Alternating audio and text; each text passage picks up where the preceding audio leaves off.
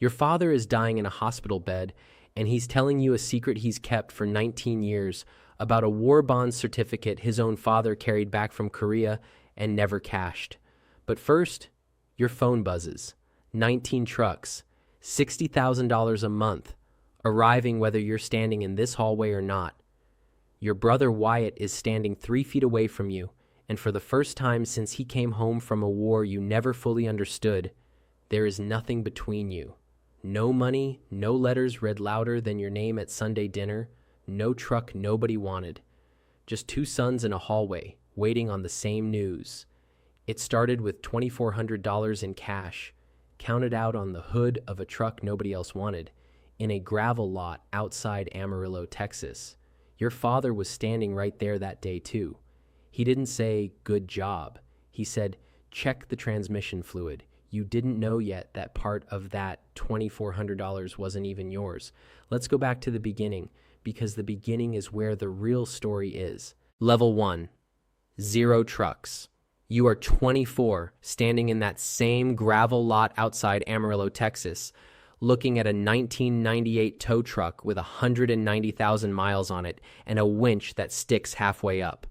The owner wants $3,000 for it. You have $2,200. Your father was a mechanic for 30 years before his back gave out. He's standing next to you in the lot, not saying much, the way he never says much. Your younger brother Wyatt is at basic training that same week. The family's whole conversation for the last 2 months, what base he's at, what letters say, what the recruiter promised him. Nobody's talking about a broke-down tow truck in a gravel lot.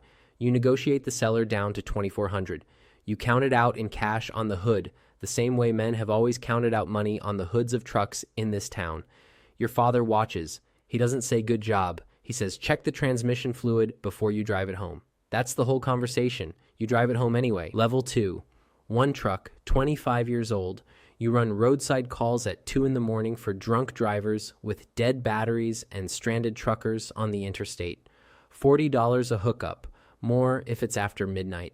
You clear about $1,800 in a good month, after gas, after the parts the truck always seems to need. Wyatt finishes basic and gets deployed. Letters home talk about his unit, his sergeant, the things he's seeing. Your mother reads them out loud at Sunday dinner, her voice doing something it never does for anything you say. You sit there with grease still under your fingernails from a call you took at 4 that morning, and you don't bring it up. There's nothing to bring up yet. $1,800 a month isn't a story anyone wants read out loud at a table. Level 3, 2 trucks, 27 years old. You hire your first driver, a guy named Ronnie, who used to run trucks for a company that folded. You buy a second tow truck, older than your first, for $1,800 from a farm auction. And you spend a month getting it road legal yourself in your father's garage, the same garage he taught you in. Wyatt comes home on leave that spring. The whole family gathers. Neighbors come by. Someone brings a flag cake. Wyatt tells stories, careful ones. The kind soldiers tell families who weren't there. Your mother cries twice during dinner, proud tears, the good kind. When it's your turn to say what's new, you say you got a second truck. Somebody says, "That's nice, honey," and the conversation moves to whether Wyatt's going to re-enlist. Combined income across 2 trucks and Ronnie's calls after his cut, after fuel, after the parts, is around $3,100 a month. You don't say the number out loud. You've learned already that the number doesn't land the way a flag cake does. Level 4, 3 trucks, 29 years old. You buy a flatbed this time, used but solid, $4,100, financed through a small bank that still does handshake loans in a town this size. You hire a second driver. You're not driving every call yourself anymore. You're running a business now, not just working a truck, though nobody in your family has said that sentence about you yet. Wyatt's discharge comes early, medical, nothing dramatic he'll talk about, just done sooner than planned. He moves back in with your parents. He doesn't talk much those first months. Your mother tiptoes around him the way you tiptoe around a truck you're not sure will start. Your father asks you quietly, one evening in the garage, if you could maybe find something for Wyatt to do. Not charity, he says, just something. You bring Wyatt on as a driver. He's good at it, better than good, methodical the way the military made him, careful with the equipment in a way Ronnie never learned to be. He doesn't say, thank you, not really, but he shows up every day, and some weeks that's the whole thank you a man like Wyatt has to give. Level 5. 4 trucks, 31 years old. Combined monthly revenue across the fleet after driver pay, after fuel, after insurance that costs more every year for reasons nobody at the company can fully explain, sits around $7,800. You buy a small lot on the edge of town, a place to keep the trucks instead of your father's driveway, $4,500 a year in lease payments that used to feel enormous and now barely register. Wyatt struggles that year in ways that don't show up on a balance sheet. Some mornings, he doesn't come in. You cover his calls without saying anything to your parents. One night, he shows up at your place at 11, not drunk, just hollowed out in a way you recognize from letters he sent, but never fully explained. He says he doesn't know what he's for anymore, outside of the uniform. You don't have an answer. You just sit with him until it's late enough that sitting was the whole point. Level 6.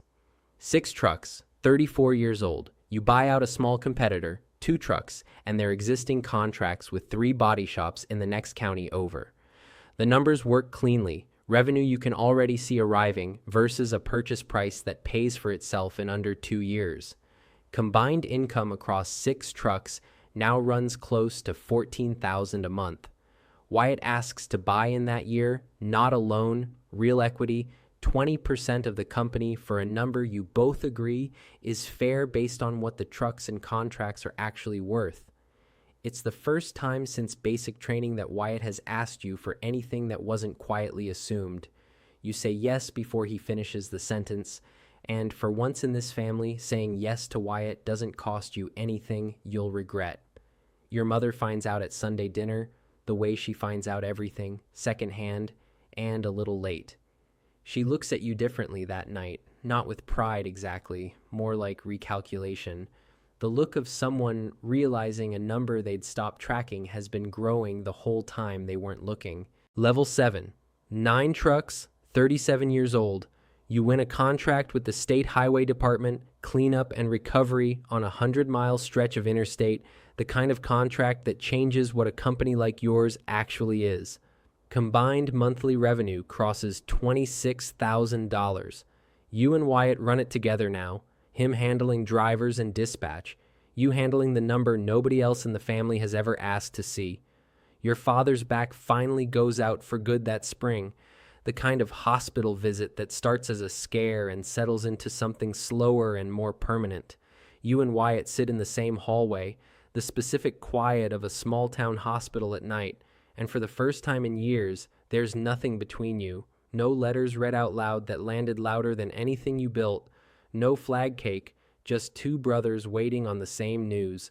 Level 8, 12 trucks, 40 years old. Your father recovers enough to come home, slower, needing help he refuses most of the time.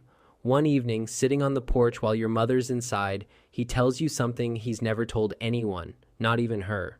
The $2,400 you paid for that first truck at 24. He tells you where a third of it actually came from. He'd been holding a war bond certificate since before you were born, something his own father carried back from Korea and never cashed, meant to be split between you and Wyatt someday, evenly, the way everything in that house was supposed to be split evenly. He cashed part of it quietly the week you were counting out cash on that hood in the gravel lot, and folded $800 of it into what you thought was entirely your own money because he'd watched you working extra shifts to save for that truck, and he didn't know how to say he was proud without also making it about the money. He never told Wyatt about his share of the bond, he says, because by the time Wyatt might have used it, Wyatt was already gone to basic, and there was nothing to hand a man in a war he was fighting a different one in. I split it the only way that made sense at the time, he says. It just took your brother longer to catch up to his half. You sit with that a long time. Every dinner where the letters got read out loud and the trucks didn't, every year you thought you built something entirely alone, turns over in your hands and becomes a different thing. Your father wasn't choosing Wyatt over you at any of those tables. He was quietly trying to make sure both his sons eventually got their half of the same thing, in whatever order life was going to allow it. Level 9, 19 trucks, 43 years old. You're standing in the same gravel lot outside Amarillo, 19 years after the first truck, though the lot's paved now, company logo on a sign out front that didn't exist when you counted $2,400 onto a hood here. Wyatt pulls up in the newest truck in the fleet, the one he requested specifically because he likes running the highway contract routes himself some weeks, says it keeps him honest about what the drivers deal with. He gets out, looks at the sign, looks at you, and says the same thing their father used to say: check the transmission fluid before you drive it home. It's not really about the truck. You both know that now. Combined monthly revenue across 19 trucks sits above $60,000. It arrived the way the first 1,800 did, one 3 a.m. call at a time, one truck nobody else wanted, one brother who came home from a war and needed something to be for besides the uniform. Somewhere in a gravel lot right now, someone is counting out cash they don't quite have enough of onto the hood of something nobody else wants yet. It will take longer than they think. It usually does. And somewhere at a table they're not sitting at, someone who loves them is already trying to help in a way they won't understand for years. If that's you right now, subscribe. The trucks don't care how long it takes you to start. Neither eventually does the family that was quietly on your side the whole time.